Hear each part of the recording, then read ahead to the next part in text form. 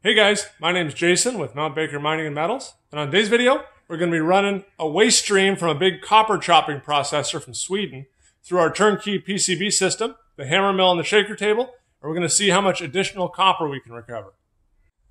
So this customer sent out 4 different samples, and this is the first one I unboxed, and it looks like it's just chopped up insulation from copper wire. But here's some analysis they had done on this stuff. And they're interested in the copper here, and that's 11 kilograms per ton, so it's 1.1% copper. So I'm going to go through, I'll show you how I process all these samples. First thing is we got to get a weight on this stuff so we can figure out the recovery percentage we got, and then we'll run it through our shaker table and weigh the copper at the end. Here's our sample. This is the number 1 sample. I'm going to try and do everything in kilograms here. This weighs 9 kilograms as it is. But the bucket I weighed before weighs exactly 1 kilogram. So we have 8 kilograms worth of material here. So for these samples that are already chopped up, I can just run them directly on the shaker table. And for 8 kilograms at 1.1% copper, we're looking at about 88 grams or so of recovery is what we're shooting for. So I'm going to get the shaker table wiped down, cleaned off. We're going to run the sample on the shaker table. All the copper is going to come across here and down into the number 1 and number 2 port over here. So I'll get this thing fired up and we'll see how it goes. All right, here's our number 1 sample. I've mixed it with water. And I'm going to take just a little bit of soap, put some soap in there, and then I'm going to mix it around with a paint stirrer on a drill and get it all mixed up and try and break any of that oil that's on that. I know it has a lot of oil. And then over here I got the shaker table set up. And for those of you who haven't seen this before, this is the goofiest looking thing in the world. But it works really, really well. So what I found is running this copper chop stuff, the copper either is hydrophobic and wants to float because it's so fine, or has oil on it. And this super, super light plastic sheet breaks the surface tension of the water and makes the copper sink down into the grooves, and then it can travel over to the number 1. A lot of you have left comments about putting a bunch of surfactant in the water over there. I've tried that. It works for a little while, and then you just have to keep adding more and more and more and more, and it can get really expensive if you're running on a production scale. This stuff, even though it looks crazy goofy, it's pretty much free, no maintenance, and it works really well. It drops all the copper down in the grooves and works its way over here into the number 1. I've got the shaker table brushed off as best I can. I've got number 1 and number 2 concentrates. This is the number 3 middlings, which I don't expect hardly any copper. And then all the light plastic and insulation is going to go down into number 4. All the water in this system is recirculated, so there's a little pump over there, and it just pumps onto the shaker table, drains down into the little settling pond, and just recirculates all the water.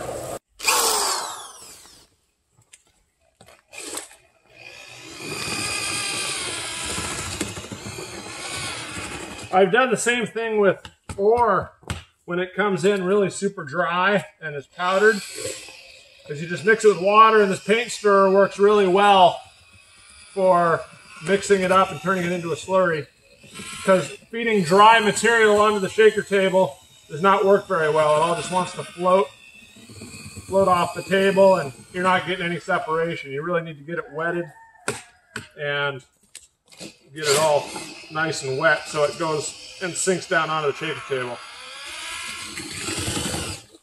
Okay, there we go. Let's start feeding this stuff.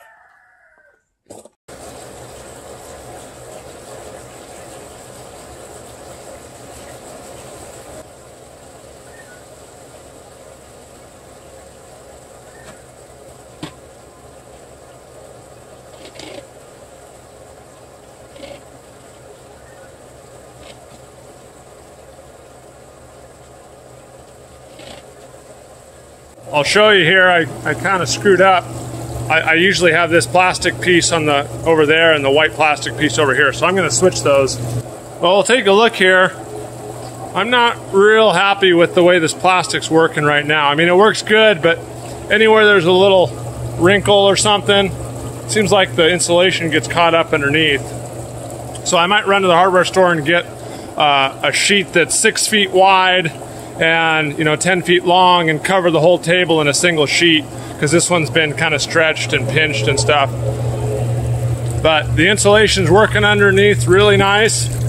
You can see where it's underneath the plastic, and then here's all the copper coming across.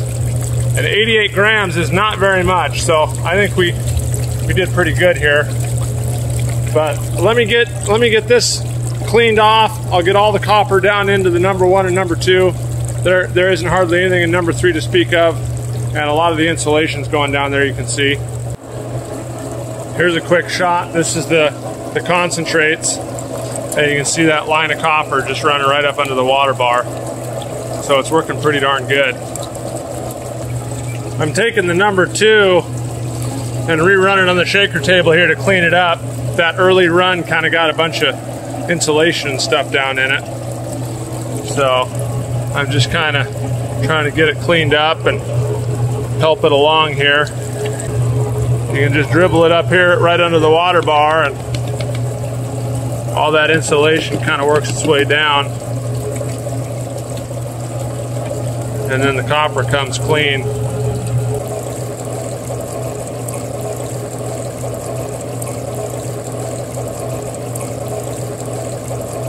All right, I got a bucket here. It's zeroed on the scale.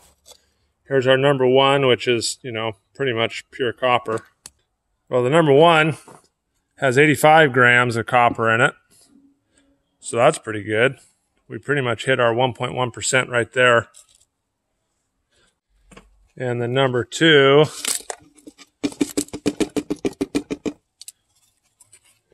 has 45 grams of mostly copper. I'd say that's 90% at least. The insulation, there's some in there, you can see it, but it doesn't weigh very much. So call that 40 grams of copper. So what's that? 85 and 40 is 125 grams. Well, according to my math on that one, we got 1.6% recovery of copper. So we're actually better than the analysis that they had done on, I'm assuming, a small sample. So that's pretty encouraging. And you can slide that scale, say, oh, there's 10% more crap in there, or oh, there's, we lost some on the table, or whatever you want to say, but we recovered better than the analysis. So I'm pretty happy with that. Well, I got a painter's tarp in the hardware store. This is a 1/2 mil sheet, so it's the lightest, thinnest plastic that I could find. And it just floats right on the top of the water. You can see it's all one piece. I've kind of tried to get it as smooth as I can. So we'll give it a shot here. And this is the fun part for me. This is improvement in real time. You're seeing what I'm trying to improve the system a little bit. If it doesn't work, we all learn from it. If it works, then we all have the knowledge, and we can all improve our systems wherever we can with this kind of technology. So hopefully this helps somebody out there, and hopefully it works. Let's see how it goes. Well, here's the number 2 sample. This is what we're going to run next. And this is just loaded with copper, and it looks like aluminum flakes. They're all really fine. But coming over here and looking at the sample form here, I think that's 27% copper. And then aluminum up here is 16% aluminum. So there's a significant amount of metal in here. We will see how the shaker table handles it. All right, we got number 2 on there. It weighs right about 9.5, so we'll say 8.5 kilograms of material. And there you go. See, I poured water in there, and look at all this stuff floating. I mean, it's just so hydrophobic. We got to get it under that sheet and sink it and mix it with a paint stirrer. Well, I'm going to try and do 2 things at once here. Try and run the shaker table and film at the same time. But you can see in the distributor trough, there's a bunch of stuff that floats, even with all the soap I put in there. But as soon as it gets down under the sheet, it just all drops out. The copper's coming across, The aluminum's coming down into the number 3. And then all this fine insulation is going down into the number 4.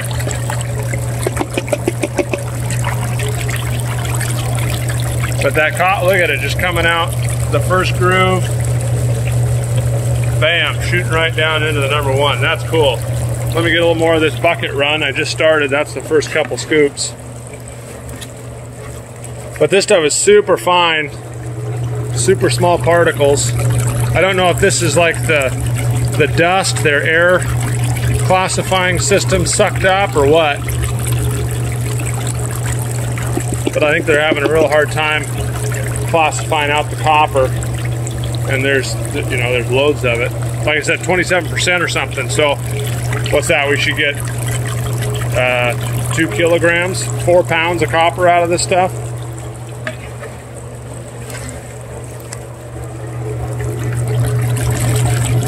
Man, it's running nice on the table.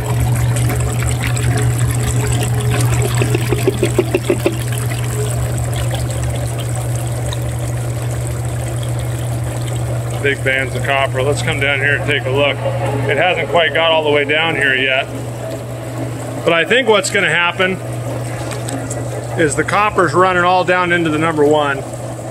The aluminum, once it gets out of these long grooves, can't come across the table, so it comes down. Right now, it's coming into the number 2. I don't know. Maybe keep it down. It's coming down into the number 2 here. But I think you're seeing the copper come down here, and as soon as there's more copper than these grooves can handle, it's going to come down here and it's going to start pushing copper into the number 2. You can kind of see it already. It's starting to turn a little copper colored, and that'll push the aluminum down into the number 3. I don't know if I can grab it, but see there? That's pretty much all aluminum. So it's working pretty nice. Let me keep feeding it so I can stay consistent. And we'll take a look at what we got. So here's something I just saw while I was running around. The sheet knocks it down, but as soon as it gets into the air again, it starts to float.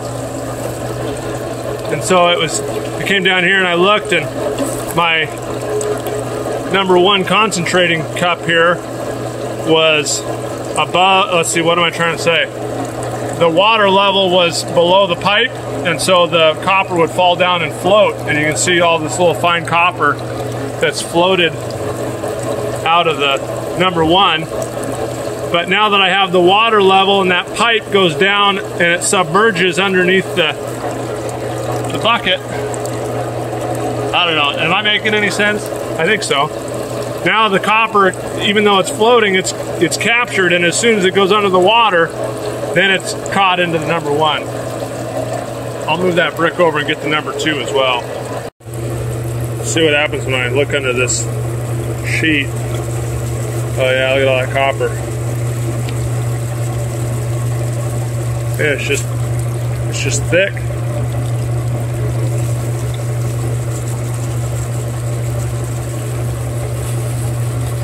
There's some aluminum getting up there, surprisingly. There's a little band of aluminum right here. There must be some harmonic or something, like a standing wave where the aluminum can hang out. But tons of big band of aluminum, pretty much all going down into the number 3 here. Copper going down in the number 1. At this point, the number 2 is mostly copper. That's working pretty good. So here's our number 3. There's a little bit floating off the number 3 bucket. Not a ton. There's definitely some metal floating on top of our settling pond. Again, not a ton, but you can see it. Here's the band of copper. We've pretty much got solid copper from the water bar all the way across to the ramp and the table. The aluminum's coming down here into the number 3. Pretty good separation there. We're getting a pile of copper here. Looks pretty clean. I don't really know how clean it needs to be, but it's kind of cool having a target. I mean, most people send us samples and they say, well, recover as much copper as you can get. And these guys have done their analysis and they know how much copper's in there, and we're trying to match that bar. So that's kind of cool. I'm excited to see how much weight we have in the number 1 and number 2 here. And then I'll weigh the number 3 as well, since that's mostly metal. And I found that you get the plastic right to the edge. If you hang it way over down here, stuff piles up on the corner because that plastic pulls down and makes pinches right there. So you got to have it just kind of right at the edge all the way across. And then here you can see in the bubbles a bunch of copper's coming up in the bubbles, fine copper powder. So like I say, even though it's under the surface of the water, as soon as it hits a surface, the copper starts floating again. So that's kind of interesting. Same with the aluminum here. Float. We'll work our way backwards. This is the number 3. And it is mostly aluminum. There's a little copper flake every once in a while, but there's a significant amount of aluminum in there. So that's where most of the aluminum went. Here's the number 2. And probably by weight, there's a significant amount of copper in there. It looks like it's about half and half, but I think that means that there's about 75% by weight copper, more or less. So there's that. Now go look at the number 1. And here's the number 1 stuff. This is, you know, pretty much pure copper. Some tinned wires in there. You might see a little bit of gray, but I don't see hardly any aluminum. It's pretty much pure copper. Okay, so we're looking for about 2 kilograms of copper. I think, if I remember right, about 25%. The tub weighs 30 grams. Wow, so 2.9 kilograms. That's 2,900 grams in the number 1. The number 2 weighs 630 grams. And so call that 500 grams of copper. Let's call this one 2,800 grams of copper. So that's 3.3 kilograms of copper. Well, my math on that one says we're about 39% copper.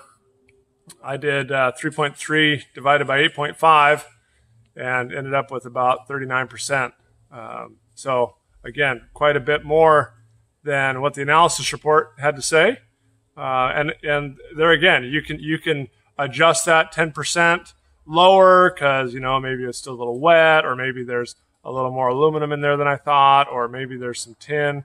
But I mean, we're 50% on both the samples we've run so far, 50% greater than the analysis. So even if we're 25% greater, there's a significant amount more copper in there than what the analysis is talking about that we're recovering on the shaker table. So that's all good news. And again, this one that we just weighed 30 seconds ago was the box number 2, that real fine stuff.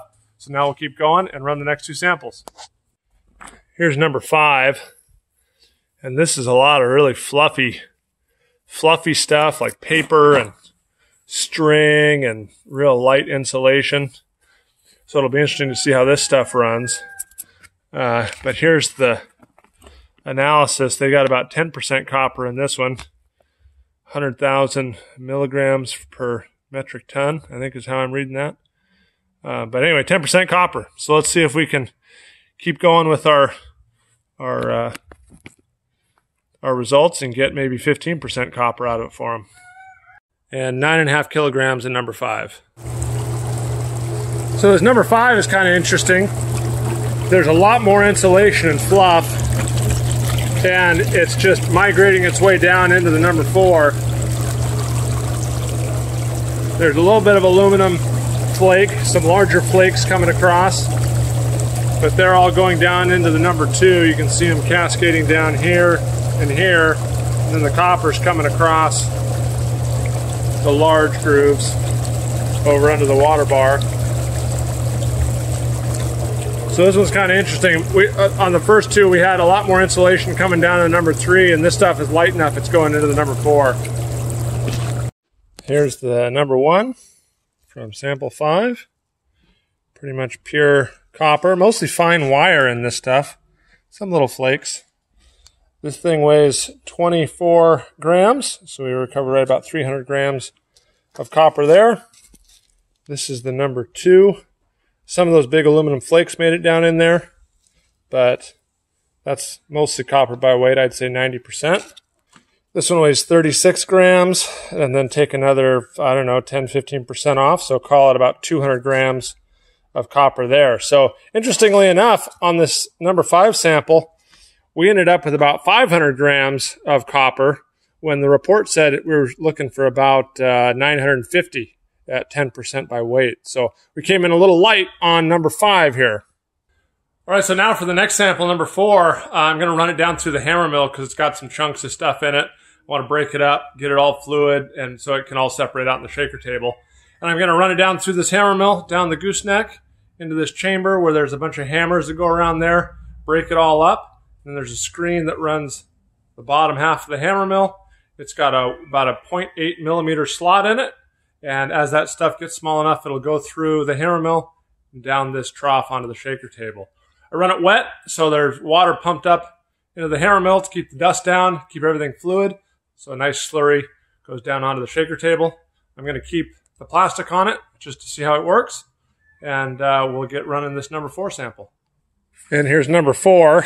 This looks like, I don't know, mud or sludge or something that has dried out, obviously, and it's kind of little crumbles, but you can break them up and see it's that real fine stuff. So we'll be interested to see what this comes out with. But here on this one, supposedly it's 47% copper, which is a ton. That's a bunch of copper.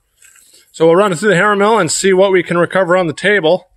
With the hammer mill, it's going to be a little bit tricky to get a real accurate recovery rate because I can't guarantee that all the copper comes out of that chamber. You know, there's little corners and stuff. So we're going to have to kind of estimate what we got when it runs down on the shaker table over into the number 1 and number 2. It weighs 10 kilograms, so that ends up being 9.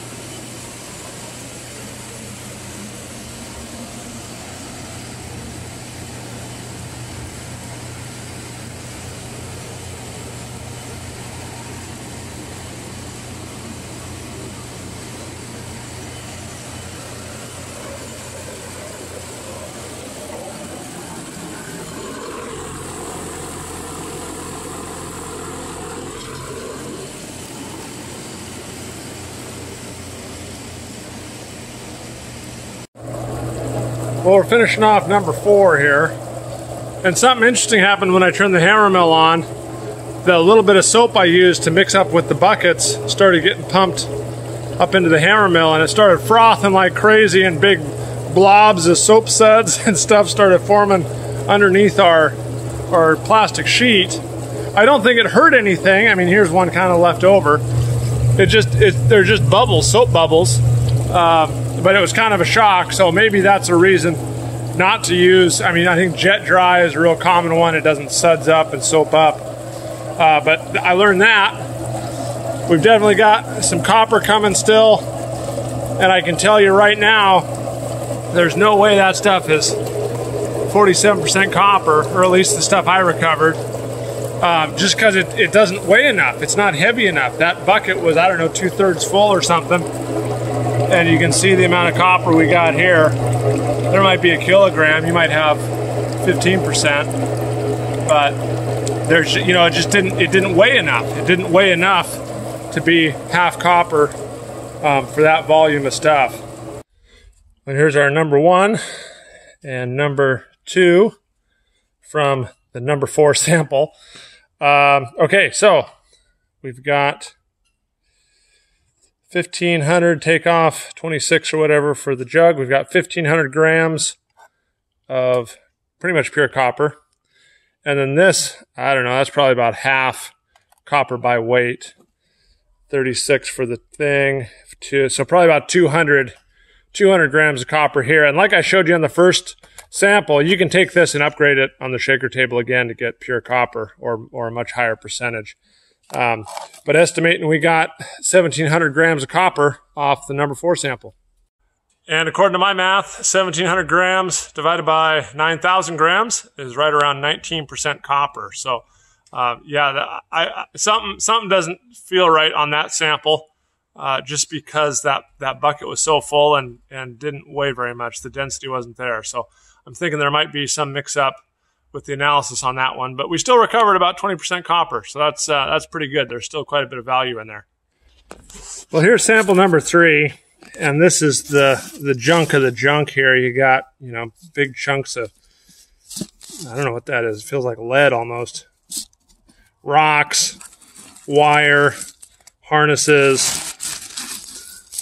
and there's really not very much here. I have the wrong screen in the hammer mill to run this stuff. What you really want to do is you want to take this stuff and run it through a pretty big screen, break it all up, and then run it finer. But I'll try running this stuff through. Like I said, there's not very much weight, and we'll see if we can recover some copper out of this stuff. There's no analysis paper with this one, so we're just going to figure out how much we get. But a lot, I mean, yeah, it just looks like dirt and rocks and plastic and glass and junk. So we'll run it, see what we get. Well, what I've done is I've screened this through a 1/2-inch screen, because that stuff can easily go through the hammer mill. Some of this bigger stuff I'm going to pick out, you know, these bigger chunks of whatever. And there's nothing wrong with that, but it just takes forever to grind up in the hammer mill to go through a small slotted screen. What you'd really want to do with this stuff is you might want to screen it first. I don't know, chunks of glass. But screen it first, and you'd want to run the overs through one of our scrap systems with like a 1/2-inch screen or 3/4-inch screen. Break all this up, and then run it under a magnet, one of our mag belts, up through the conveyor. But like, there's a ball bearing or something. It's steel, it's heavy. That just sits in the hammer mill forever. So you want to get as much of this big stuff out, crushed up finer, before you run it through a small screen and onto a shaker table. So this stuff's going through the hammer mill. This is the stuff I picked out, just the big pieces of plastic, some of the bigger rocks. The hammer mill can handle them, but you know why? That ball bearing. So I picked that stuff out. I actually, probably while the hammer mill's running, I'll strip this stuff with a trim knife, get the copper out of it, and then we'll add that to the pile. But let's get this weighed and run through the hammer mill. Well, we're at just under 5, so call it, what, 3.5?